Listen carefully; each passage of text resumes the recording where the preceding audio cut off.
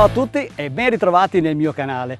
È iniziata la stagione fredda, nei sentieri ci sono tante foglie, tante pozzanghere, tanto fango e per molti di noi queste sono le ultime uscite prima di fare una bella pulizia generale della bicicletta, un po' di manutenzione ordinaria per poi parcheggiarla per qualche mese in garage aspettando la bella stagione.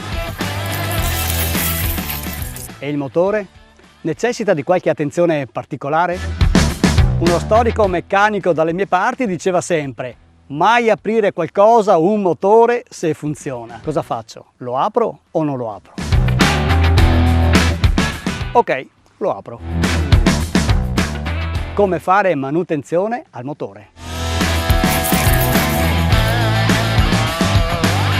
In ogni caso, passato i 1000-1500 km o anche prima, se sentite dell'attrito o avete fatto del fuoristrada particolarmente polveroso o con tanto fango ed acqua, è bene eseguire una manutenzione specifica al motore, così da assicurargli una lunga vita.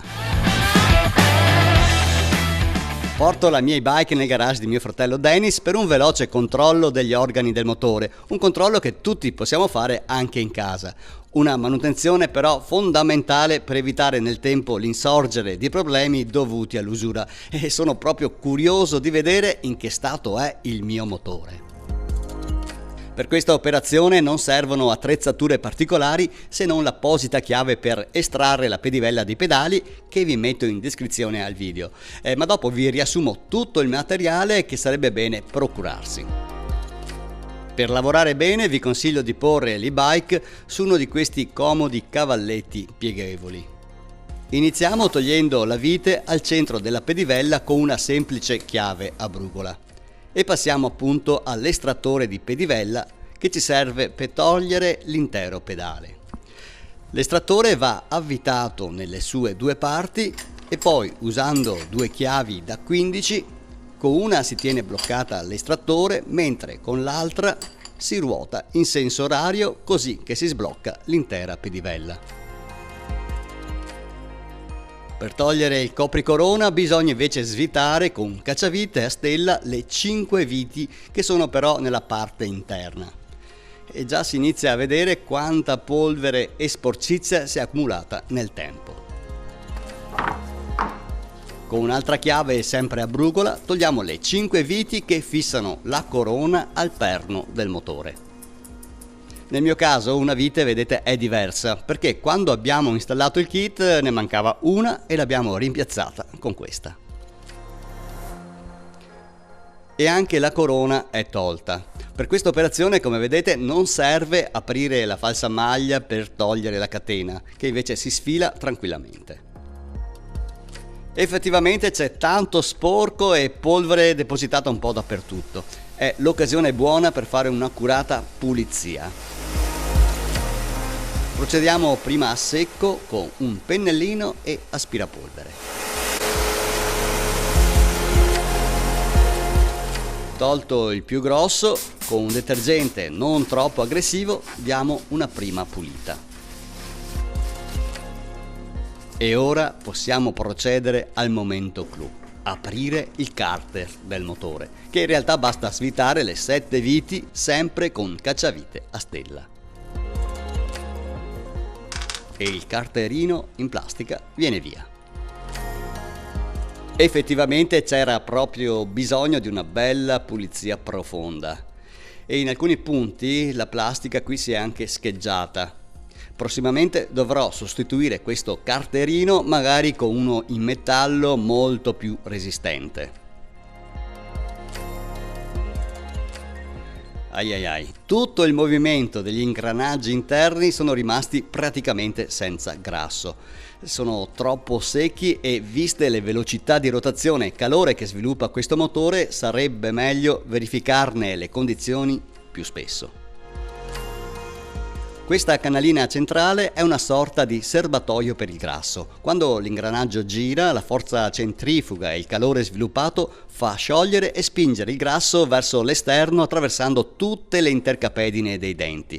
Poi, quando si ferma la rotazione del motore, il grasso si raffredda, rapprende e quello in eccesso si deposita appunto lungo tutta questa canalina che nel mio caso è rimasta praticamente al secco. Anche qui meglio procedere con una minuziosa e approfondita pulizia, così da togliere più impurità possibile. Nel frattempo, in una vaschetta a parte, sempre con il detergente, puliamo anche tutti i componenti che abbiamo tolto partendo dal carter. Quindi il copricorona e per finire la corona stessa.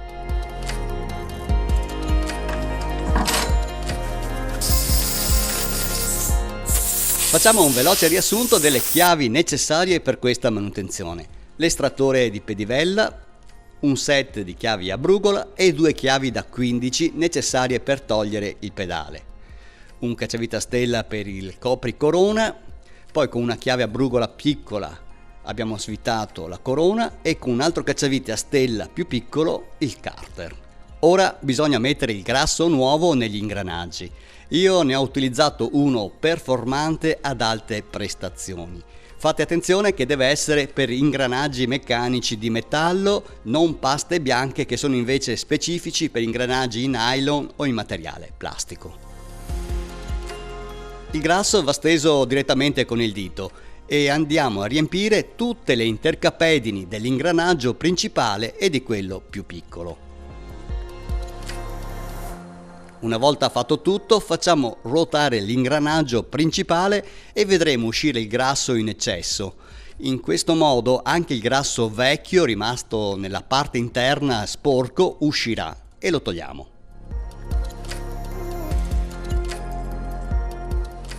Una volta fatta questa operazione, rimettiamo il grasso definitivo dappertutto, anche nella canalina centrale. E non faremo più ruotare l'ingranaggio, ma passeremo alla chiusura del carter con le sue viti.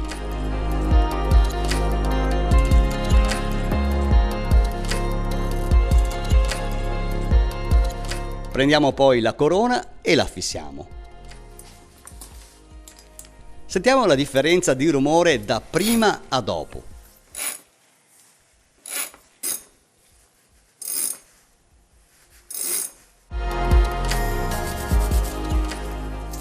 E già che ci siamo, meglio dare una bella pulita a tutta la catena e al pacco pignoni. E ora rifissiamo il copricorona con le sue viti e con una semplice chiave a brugola stringiamo la vite della pedivella. Ultima operazione, lubrifichiamo tutta la catena e la nostra e-bike è tornata nuova. Non mi spingerei ad aprire il motore più in profondità dove c'è anche tutta la parte elettronica se non evidenziamo un particolare problema. Sono d'accordo con il vecchio meccanico saggio che diceva: meglio non toccare ciò che funziona.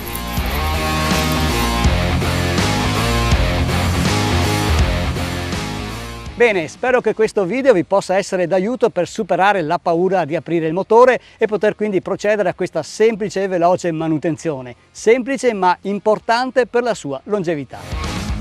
Per questa settimana è tutto. Se il video vi è piaciuto mettete un bel mi piace, continuate a scrivermi, a commentare e mi raccomando, se non l'avete ancora fatto, iscrivetevi al canale.